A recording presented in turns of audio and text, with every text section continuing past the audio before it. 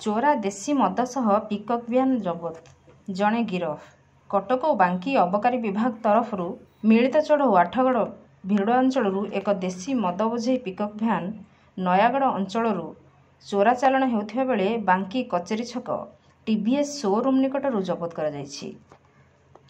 कटक अबकारी विभाग अधिकारी डेप्यूटी सुपरिटेडेंट निमाई चरण सिंह तथा बांकी अबकारी अधिकारी सौम्यरंजन माझी और तांका टीम चोरा मद चालाण गाड़ी को जबत करने सह 1,500 ऊर्ध्व देशी मद जबत करने सह जन को गिरफ करिछि। गाड़ी नंबर हेउछि OD 05 BG 0713।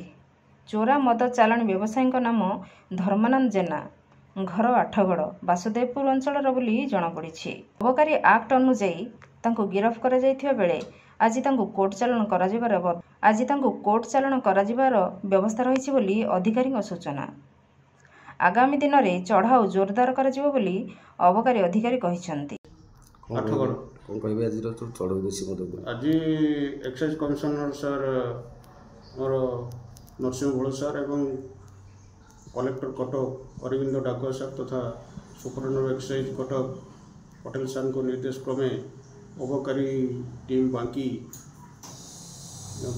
बजार टीवीएस शोरूम पाखे पेट्रोलिंग करथवा समय एक विशेष खबर पाइले कि गोटे महिंद्रा बोलेरो पिकअप जार रजिस्ट्रेशन नंबर OD 05 BG 0713 थाई उक्त पिकअप देशी मद लोड हो भिड़ा पणसपाटना नयगढ़ आड़ को जाऊँगी।